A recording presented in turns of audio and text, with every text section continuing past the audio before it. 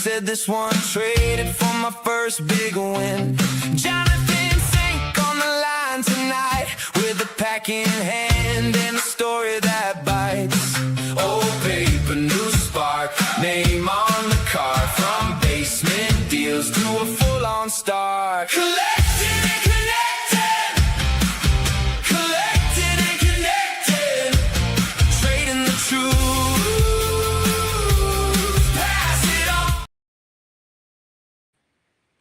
Hey, what's up? Jonathan Fink, Sports Card Collectors Club, and this is the Card Life Chronicles, where we're going to rip some packs. Spontaneous, when I get the free time to do it.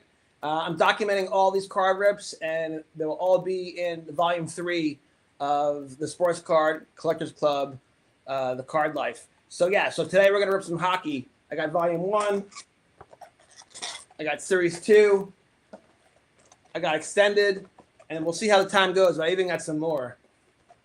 I got some of this. I even got the old school O-Pee-Chee. So the first time we did this, we did Pokemon, and we did Pitch Black, and that was fun. Got interrupted by my dog Buddy, who had to go out for a potty break. So hopefully it doesn't happen again. But hey, if it does, it does. We'll see what happens. But look, I gotta pay respect to the hockey gods. I put out the book, The Hockey Gods Are Real, last year. A labor of love. I probably should have put on a hockey jersey instead of this Mickey Mantle 1952 tops, but they don't want to gesture max too much. But anyway, so we'll rip some cards, we'll have some fun, and hopefully we'll pull some awesome stuff. And the reason why I'm doing this is because I now do trade shows, and I want my tables to be different. I'm primarily there to sell all my books, and so I want to have cards that are in the same theme of my books. So I have golf cards for my Golf Gods Are Real. Got to have hockey for the Hockey Gods Are Real. And the truth is, I don't want my tables to be all about just flipping PSA 10 and stuff like that. I want my table just to be lots of fun. In the past, I've had wax packs for $1, and people rip them in front of me, and I put them on video.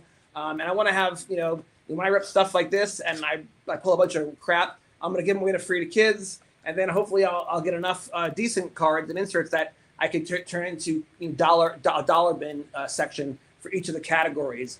Whether it's college football or baseball, whatever it is. So that's why I'm doing this. I'm looking to really just fill up my trade table with good inventory that's in sync with what I'm trying to do as an author. So we'll have some fun today and rip some cards. I should point out that Topps Chrome Baseball dropped today, and that's a big deal in the hobby. But you know what? It's important. Look, when you're in this hobby, you spend lots of money on this hobby. I know I do. Thankfully, I get to expense it through my Polo Grounds Publishing, so it's a business expense. But either way, it's still money out of your pocket.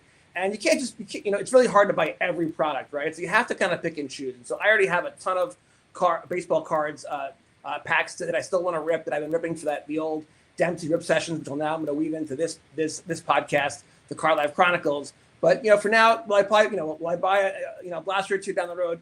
Probably. But for right now, I'm holding off. I'm just going to enjoy ripping what I have. You don't have to always buy the next big thing. There's FOMO is real, and there's no need for that. There's no need to fear missing out. In fact, that's what the internet's for. That's what YouTube's for. If you don't get some Topps Chrome today, you don't join any breaks, that's fine. But you can go online and watch other people rip packs, and that's cool too. So this is my attempt to enjoy the hobby and share it with you guys. But speaking about sharing the hobby with you guys, next Tuesday is the first episode of the Rip Sessions. So unlike my main podcast, which is every other Tuesday, I had one last night with Paulie from the Collecting and Connecting Podcast Network and the What Do You Collect podcast. So much fun. We talked, NBA Summer League. We talked NBA Top Shot. We talked Fanatics Fest. We talked the New York Knicks and the amazing playoff run and the Danhausen curse and all that stuff. But every other Tuesday, alternating with that, is the Rip Session, which is a new show, which is, instead of just me ripping packs by myself live, it's going to be a group of people. It's just like going into your local card shop and sitting at a table on Rip Night, on Topps Rip Night, and just hanging out with a bunch of friends in the hobby and ripping packs, taking turns and sharing your hits. So I will, on Tuesday, I'll send out a couple of, bat signals asking for people to DM me if they want to be on the show. I'll send you a link, and then you can just come on the show. You can come and go as you please, just like coming in and out of your local card shop. And we're just going to hang out. We'll probably do it for an hour. If no one shows up, I'll just rip packs by myself. But hopefully you guys do show up and we get, 2 or 3. Who knows? We'll find out how many how many people can join this podcast network platform. And if we can get a dozen people on here, we'll do that. And maybe over time we'll have some recurring guests, and we'll just see how it goes. And if it's successful, we'll keep doing it. If it's really successful, maybe we'll add another night. Who knows? But for now, let's get into this first rip. We got Upper Deck Top Series 1.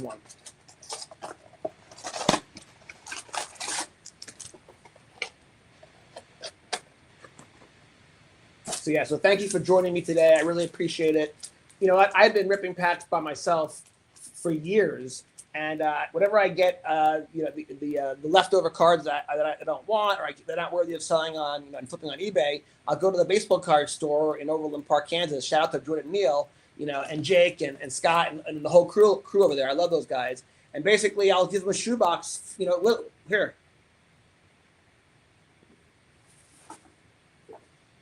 I literally have a shoebox when my son was a little kid and collected. It's literally the Royals old school shoebox. And I just start filling it up. Now, a lot of these cards, I eventually will, when I do sell cards on eBay and I mail the envelopes out, I always throw in like 3 or 4 cards for fun, just for free, just good vibes. But then whenever this thing fills up, I go trade it in, and whatever it's worth, $5, $10, whatever it is. And then I just use that exchange money. And so finally, after going to the shop, for several years, Jordan was like, you are an author. You might want to market yourself and kind of put yourself out there and start, selling some books instead of just writing them. Why don't you do a pack opening series online? And I'm like, you know what? You're right. And then actually, right when I went down to Chanute, Kansas, to record the episode of The Card Life, the show hosted by Matt Strom, thanks to Brandon Verzel for having me on that show. And he was, of course, the first guest on my first episode ever of the Sports Card Collectors Club. Well, anyway, before I shot my segment, I got to watch Matt shoot his segment, and he was there with the Cali Community College baseball coach, his coach who recruited him, and they were doing their segment ripping packs. And I was watching him rip packs, and I was thinking about what Jordan Neal said, and I was like, yeah, I got to do it. It's time. I always felt like, I'm an author. I've been spending the last decade, in the den, deep down in the dark, late at night with the candle and the scribe, writing books. But look, I've already published 15 books. I'm now slowing it down. I'm only going to put out a book every 6 months. So I'll have some books that I'll finish and they'll be on pre-sale. Like the Pokemon Gods of Real will be out next summer, and it'll probably be on pre-sale pretty soon. But by putting books out every 6 months, that gives me a lot more breathing room and time to do stuff like this, to host a couple of podcasts, to get back into video games and create some franchises on Xbox that are based on my other book series, just for fun and another kind of asymmetrical marketing thing. So anyway, enough intro talk. Let's rip some packs. So this first last year comes with 4 packs of Upper Deck, 12 cards per pack. So I like that. I like when you get a lot of cards per pack. I don't need 12, but I definitely like more than the 4 that you usually get when you're opening up like, Prism or, Topps Chroma, whatever. I got a chance to go with my son. We were down in Florida 2 summers ago for all this travel baseball stuff when he played for the John Lynx East Coast Dodgers scout team. And we were in Florida for a bunch of tournaments, and one was during the Stanley Cup. So we got to go to Game 1 of the Stanley Cup with the Florida Panthers and the Edmonton Oilers. In fact, I actually have a jersey from that. I probably should have worn it today for the hockey rip, and it would have been appropriate. But the first card would have been, I think the jersey that I actually owned. So, oh well. So at the second issue, that didn't happen, but it sort of did happen, right? Anyway, so I'll try to look at the camera as I open these cards. It's kind of hard to do both. Here's a Young Gun. So right away, this is the kind of stuff where, oh, look at this. There's actually an interesting sign on the back. This is a really unique card. But the Young Guns actually have a lot of value. It's the branded rookie card for Upper Deck. It's the chase card everyone wants. Last year was Celebrini. This year was Matthew Schaefer. Now the inserts, these are the kind of cards that I'll be able to sell for $1 at my shows. Where this one too, by the way, the compadres. But these, I'm just gonna give them away for free because they're essentially worthless. Actually, there's Adam Fox, by the way. Shout out to Adam Fox. In fact, the first chapter of Sports Card Collectors Club Volume 1 is called "The Intrinsic Value of Something." Like oil in the ground, or under the ocean, or silver and gold, or copper, or uranium, rare earth minerals. there's energy and time and expense to extract those minerals from the ground, and there's intrinsic value in that they have utility, they have use.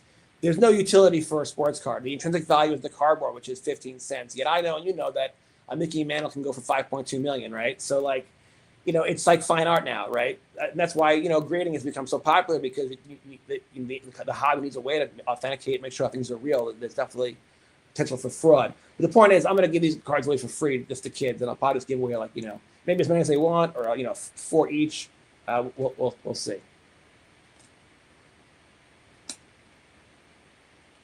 All right, that was pack number 1. Oh, wouldn't you believe it? There's my dog. All right, so it's time to take a break. We'll do this again soon. You guys take care. God bless. Oh no, yep, yeah, it's time to go. Sorry about that, guys. We got one pack done and a really long intro, but it was a good bet. It was a winner. You guys take care. We'll do this again soon. God bless.